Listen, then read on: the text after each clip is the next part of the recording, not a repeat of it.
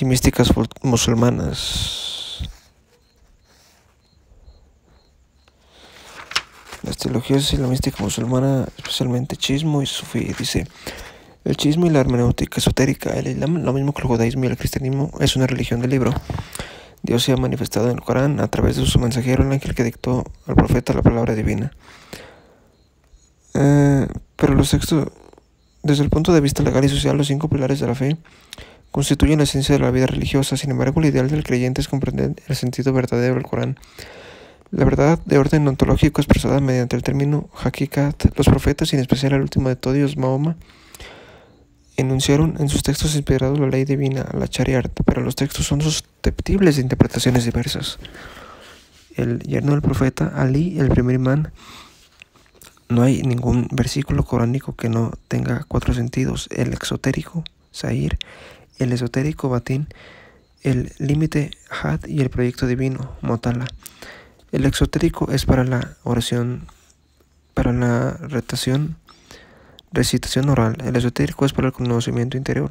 El límite son los iniciados que establecen lo lícito y lo ilícito. El proyecto divino es lo que Dios se propone realizar en el hombre mediante cada versículo. La idea es el aspecto esotérico de la religión positiva. La religión positiva es el símbolo mitad. La idea es simbolizado Manitol. Para los chiitas, los maestros iniciadores, los guías espirituales por excelencia son los imanes. En efecto, la más antigua exégesis espiritual del Corán se encuentra en la enseñanza esotérica impartida por los imanes a sus discípulos. Esta enseñanza ha sido fielmente transmitida y constituye un importante corpus. El primero designa la religión positiva, la letra de la revelación descendida del mundo superior gracias al dictado del ángel. Por el contrario, Tawil hace retornar al origen, es decir, el sentido verdadero y original del texto sagrado. Henry Corbin dice que el Corán tiene una apariencia externa y una profundidad oculta, un sentido exotérico y un sentido esotérico. Este sentido esotérico, a su vez, apunta a un sentido esotérico, y así sucesivamente hasta 7 sentidos esotéricos. Según un texto ismaelita, es hacer que algo vuelva a su origen. La amistad de Dios revela a los profetas y los imanes las significaciones secretas del libro y de la tradición. Desde este punto de vista, el chismo es la gnosis del Islam, haciendo de este modo que sean capaces de iniciar a los fieles en los misterios divinos. Las innovaciones aportadas por las 2 ramas del chismo se evidencian sobre todo en el plano de la teología. Ya se ha visto la importancia de la gnosis y el esoterismo. Según ciertos teólogos sunitas y autores occidentales, fue precisamente la enseñanza secreta de los imanes el vehículo por el que penetraron en el Islam chiita numerosas concepciones extrañas, especialmente gnosis e iranías, como la idea de la emanación divina en etapas sucesivas y la inserción de los imanes en ese mismo proceso, la metempsicosis, ciertas teorías cosmológicas y antropológicas, etc. Pero hemos de tener en cuenta que el sufismo se advierte en fenómenos similares, que lo mismo ocurre en la cábala y en la historia del cristianismo.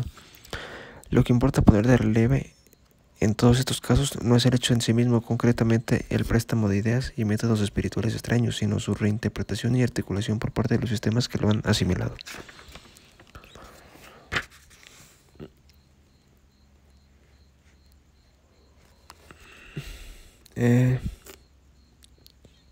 Según los ismaelitas, el cuerpo del imán no es de carne, sino que a semejanza del de Zaratustra es el fruto de un rocío celeste absorbido por sus padres. Al ser el imán el hombre perfecto o el rostro de Dios, el conocimiento del imán viene a ser el único conocimiento de Dios accesible al hombre. Según Henry Corbin, los profetas pasan y cambian. Nosotros, sin embargo, somos hombres eternos. Los hombres de Dios no son Dios mismo, pero tampoco son separables de Dios. Igualmente significativa la creencia de que en el hombre el conocimiento de sí mismo presupone el conocimiento del imán. Un texto ismaelita afirma que quien muere sin haber conocido a su imán muere de la muerte de los inconscientes. Aquel a quien yo revelo mi esencia, es decir, el conocimiento místico de mí mismo, ya no necesitará una proximidad física. En eso consiste la gran resurrección. Vamos con la parte importante, que es el sufismo. El sufismo representa la dimensión mística del Islam y una de las más importantes tradiciones del esoterismo musulmán. La etimología árabe de sufí parece derivar de suf, lana, por alusión al manto de lana que llevan los sufís. Según la tradición, los antepasados espirituales del sufismo se contaban entre los compañeros del profeta. Hay orígenes de tendencia ascética. Por ejemplo, en el siglo III de la Hijra, la mayor parte de los sufís estaban casados, pero 2 siglos más tarde los casados eran ya una minoría.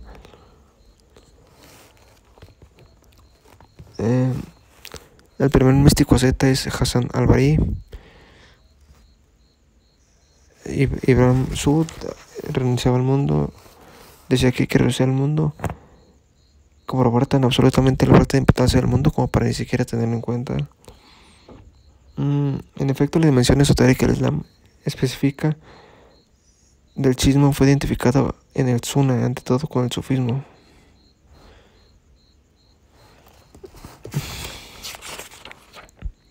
Los mismos chiitas consideraban sus propias doctrinas como fuente e inspiración del sufismo. Véase, ha de tenerse también en cuenta el hecho de que durante los primeros siglos del Islam resultaba difícil precisar si un autor era sunita o chiita. La ruptura entre el chiismo y el sunismo se produjo cuando algunos maestros sufíes presentaron una nueva interpretación de la iniciación espiritual y de la amistad divina. El sufismo chiita desapareció a partir del siglo III-IV para reaparecer luego en el siglo VIII. Las experiencias místicas y la gnosis teosófica se insertaban con dificultad en el Islam ortodoxo. El musulmán no se atrevía a imaginar una relación íntima hecha de amor espiritual con Alá.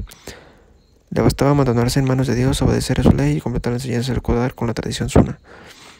Los sufís, por lo contrario, eran descaradamente antirracionalistas. Por ello, el verdadero conocimiento religioso se obtenía mediante la experiencia personal que desembocaba en una unión momentánea con Dios.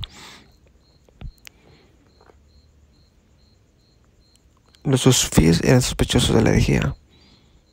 En el sufismo se vertían influencias consideradas sacrilegias o nefastas del neoplatonismo, de la gnosis y del maniqueísmo.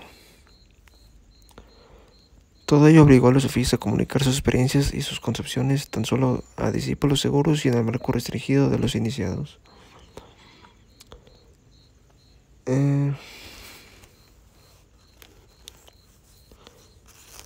Es interesante aquí que ahí se habla de la música y de las danzas sagradas, como Gurdjieff quiso hacer creer su conocimiento de una comunidad sufí. Dice, el dhikr se asemeja a una plegaria de los cristianos de Oriente, el monologistos, que consistía únicamente en la recepción continua del nombre de Dios o de Jesús. La técnica dhikr presenta a partir del siglo XII una morfología extremadamente compleja que implica una fisiología mística y un método de tipo yoga, lo que hace probables los influjos indios. Algunos maestros sufíes, Dunnun el egipcio, fue el primero en formular la oposición entre marifa, conocimiento intuitivo de Dios, conocimiento discursivo. A cada hora que pasa, el gnóstico se hace más humilde, pues cada hora le aproxima más a Dios. Los gnósticos dejan de ser ellos mismos, pues a medida en que existen en Dios. Mediante una ascética severa, junto con la meditación centrada en la esencia de Dios, Vishnani obtuvo la aniquilación de sí mismo, que fue el primero en formular.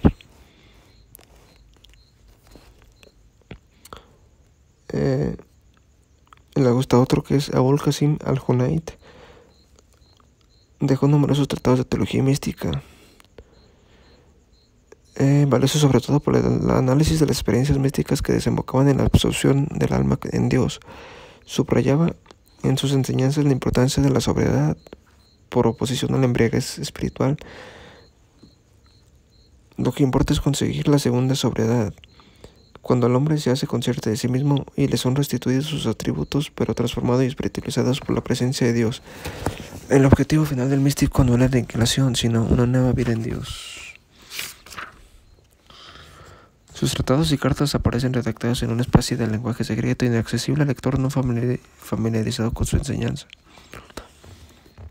Al-Ali, místico y mártir, él dijo que su espíritu se había mezclado con el espíritu, al igual que el almizcle con el ámbar, igual que el vino con el agua pura. Proclamó que el último fin de todo ser humano es la unión mística con Dios por amor.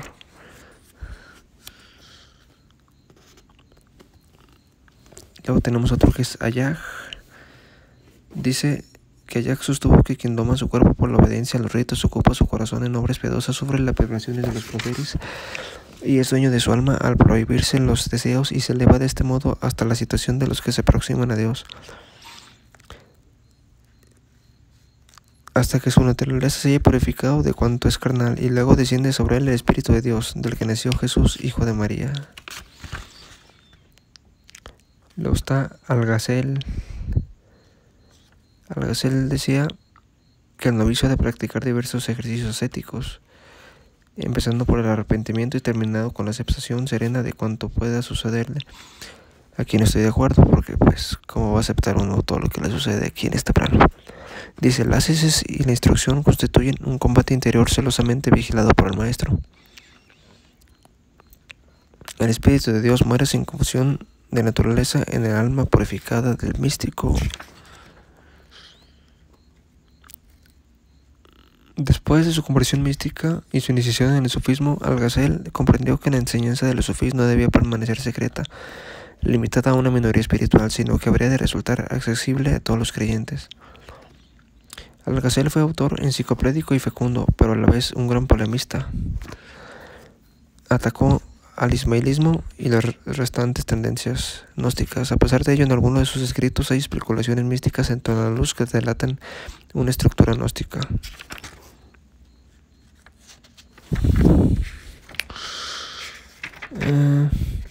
Vamos con algo que dice alguien más conocido, que es Avicena, la filosofía española musulmana. Él obviamente dice que la inmortalidad del alma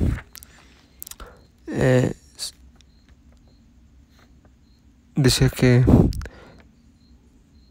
pero el verdadero filósofo es a la vez un místico, pues se consagra el amor de Dios y busca las verdades interiores de la religión.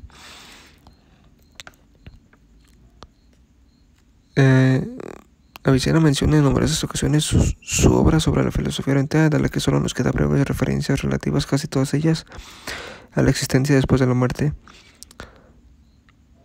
Trata de un viaje extático hacia un oriente místico realizado bajo la guía del ángel iluminador, tema que recogerá Sohravardi. Ha sido posible reconstruir las grandes líneas de su doctrina, a la vez gnóstica y neoplatónica, gracias a las extensas citas que de ella hace Ibn Arabi.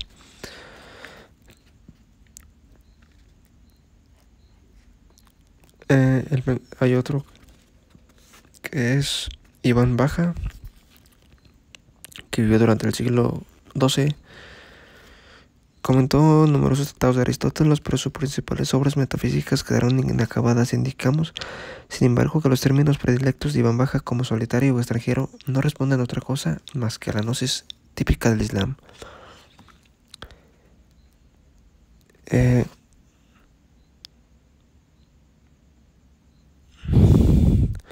Abi y Absal, deseosos de comunicar a los hombres la verdad divina, pasan a la otra isla, pero entenderán pronto que la sociedad humana es incurable y retornan a su eremitorio. ¿Significará el retorno a su isla que en el Islam es desesperado y sin solución el conflicto entre filosofía y religión? Los últimos y más grandes pensadores andaluces, Averroes y Ibn Arabi, dice que quienes estén dotados de más elevadas capacidades intelectuales tienen la obligación de consagrarse a una ciencia superior, concretamente al estudio de la filosofía. La teología era necesaria como una ciencia intermedia, pero debería quedar siempre bajo la vigilancia de la filosofía. Sin embargo, ni los filósofos ni los teólogos revelarán al pueblo la interpretación de los versículos ambiguos del Corán. Esta postura, sin embargo, no implica en absoluto la idea de la doble verdad, tal como lo hayan interpretado algunos teólogos occidentales.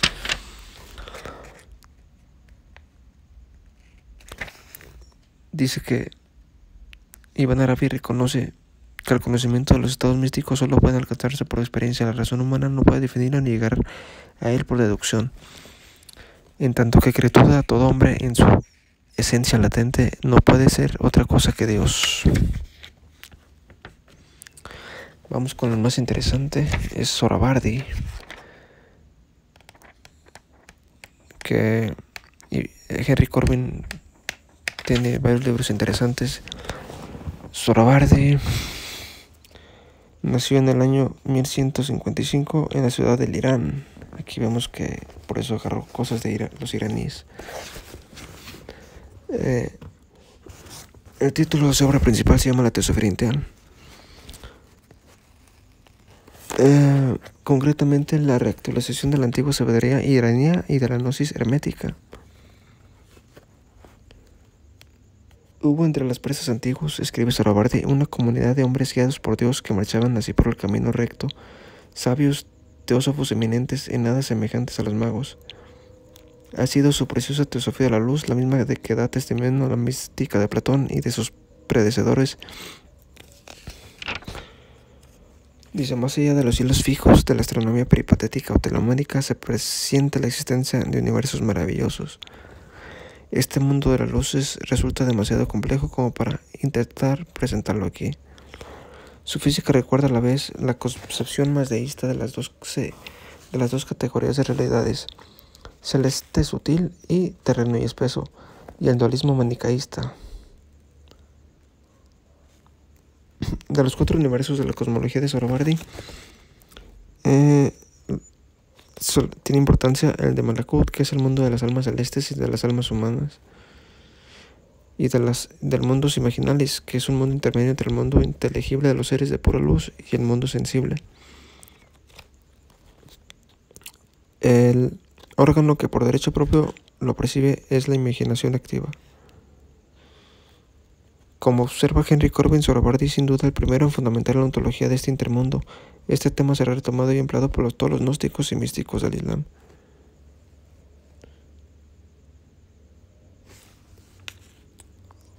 El relato del exilio occidental constituye una iniciación que devuelve al discípulo hacia Oriente. Dicho de otro modo, este breve y en ocasiones enigmática narración ayuda al exiliado a retornar a sí mismo.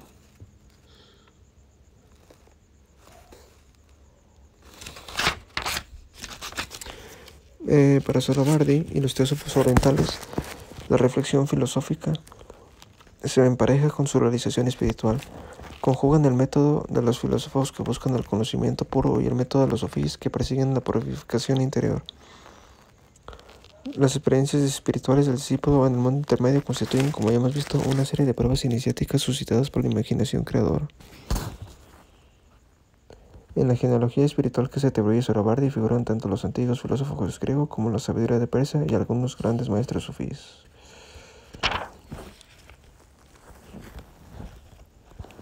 Luego está otro de Jalal-ud-Din Rumi, el famoso Rumi, que es famoso por la música, poesía y danzas sagradas. Había sido una asceta, pero se tornó ebrio de amor, no del vino de la uva, pues el alma iluminada solo bebe el vino de la luz.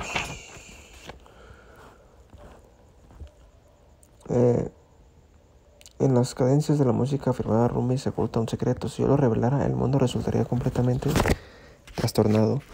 En efecto, la música hace que despierte el espíritu al hacer que recuerde su verdadera patria y tome conciencia de su fin último.